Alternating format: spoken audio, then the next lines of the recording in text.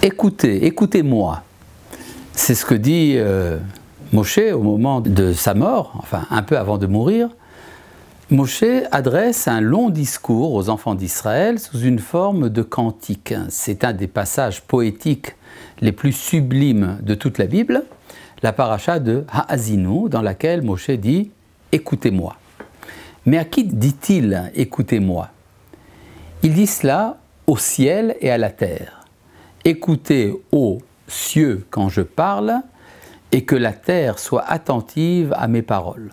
Vous savez que dans toute la Bible, il n'y a pas le mot « le monde ». Il n'y a jamais une entité, à la manière des Grecs, le cosmos, qui serait une seule et grande entité.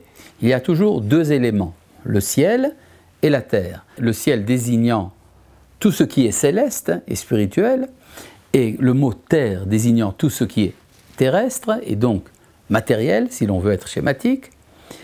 Et Moshe juge que lorsqu'il parle, le monde entier doit être attentif à ce qu'il dit. C'est très bizarre. Si j'ai quelque chose à dire, il concerne l'interlocuteur. Eh bien, non.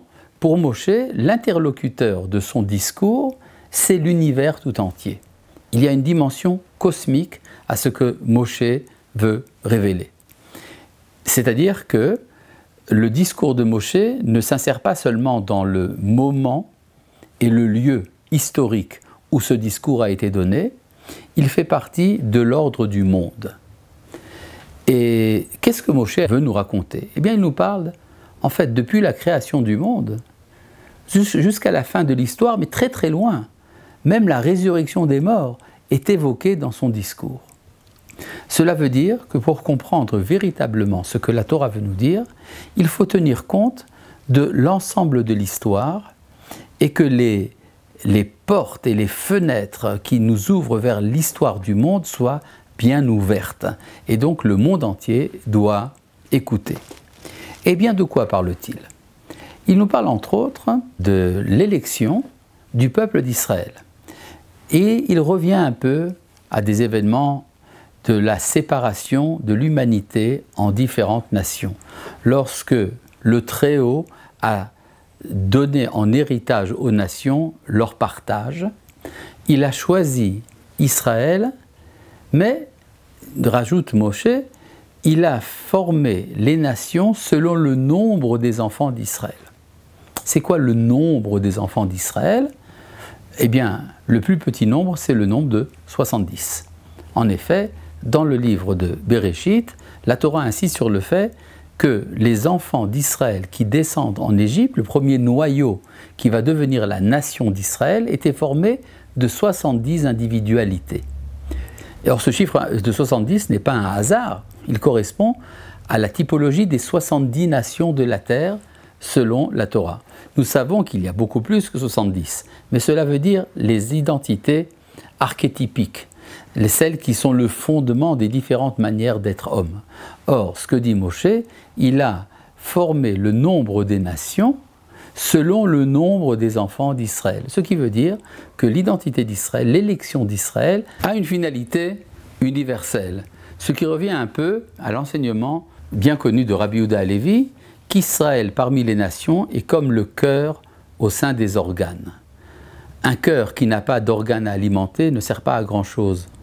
Et des organes qui ne sont pas alimentés par un cœur ne peuvent pas vivre. Ce qui veut dire donc que le devenir d'Israël et des nations est un devenir commun. Il ne s'agit pas d'une histoire totalement séparée du reste de l'humanité. Parce que si c'était une histoire totalement séparée, eh bien le Créateur aurait mis les enfants d'Israël sur une planète et les nations sur une autre planète. Or, comme par hasard, nous sommes sur la même planète, le même globe. Cela veut donc dire qu'il y a un projet universel dont Israël serait la colonne vertébrale, serait la moelle épinière, mais c'est un projet qui concerne l'humanité dans son ensemble. Et là, il y a des paroles très dures de Moshe sur le comportement éventuel des enfants d'Israël.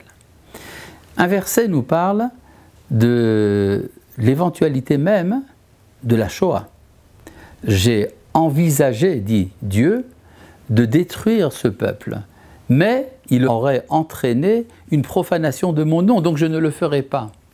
mais l'éventualité terrible d'une extermination apparaît en filigrane. De toute façon, finalement, le projet d'Israël doit aboutir. Mais ça passe par des vicissitudes. Par exemple, lorsque il est dit « Hem kin uni beloel », ils m'ont jalousé avec un non-Dieu. Ça veut dire quoi, jalousé avec un non-Dieu? D'habitude, quand la Bible critique le paganisme, les idoles, elle emploie l'expression d'autres dieux, ou bien de Élilim, des petits dieux. Mais quand la Torah ici emploie une expression assez rare, l'Oel, un non-dieu, il s'agit non pas d'un dieu étranger, il s'agit justement de l'athéisme, ou pourrait-on dire de l'indifférence. Il y a des sociétés dans lesquelles il y a une indifférence à la réalité divine. Dieu devient une option personnelle. Vous pouvez y croire ou ne pas y croire. Mais en tout cas, il n'est certainement pas le fondement de la société et de l'ordre social. Eh bien, c'est ça que la Torah appelle « ils m'ont jalousé par un non-Dieu ». Et le résultat, « ki asuni be'avlehem » ils m'ont fâché, ils m'ont courroucé par leur vanité. En effet, une société sans Dieu est également une société qui est préoccupée par des vanités, par des choses futiles, qui n'ont pas de rapport avec l'éternité. Et alors la réaction est à nouveau assez surprenante. Va'ani akniem beloam, et je les jalouserai par un non-peuple. C'est quoi un non-peuple? Ce n'est pas un peuple autre. Il s'agit d'un peuple qui n'est que l'expression de la vacuité de l'identité d'Israël. C'est-à-dire que là où je ne veux pas être Israël, le lieu, aussi bien géographique que physique, ou moral, ou spirituel, dans lequel je ne veux pas être moi-même, eh bien ce lieu sera occupé par un rival. Il y a souvent un rapt d'identité d'Israël par les rivaux d'Israël. De toutes sortes, à chaque génération, ça peut être une autre forme de rivalité. Une rivalité religieuse, une rivalité politique, une rivalité d'identité. Et c'est ce que dit ici le texte. Puisqu'ils m'ont jalousé en méprisant avec leur indifférence envers la chose divine, eh bien ils seront rivalisés par un non-peuple. Et chacun est libre de réfléchir à quel est ce type de non-peuple dont la Torah parle ici. Il y a également, comme on l'a déjà dit, une allusion à la résurrection des morts. Ani amit ve'achaye, je mets à mort et je ressuscite. Machatzti ve'anierpa, je frappe et je guéris. Mais faisons bien attention, cette annonce de la résurrection des morts n'est pas la simple annonce banale d'un miracle, quelque chose qui relèverait du magique. Il est en fait la révélation de la toute-puissance du Créateur. Ça veut dire que l'histoire n'est pas abandonnée.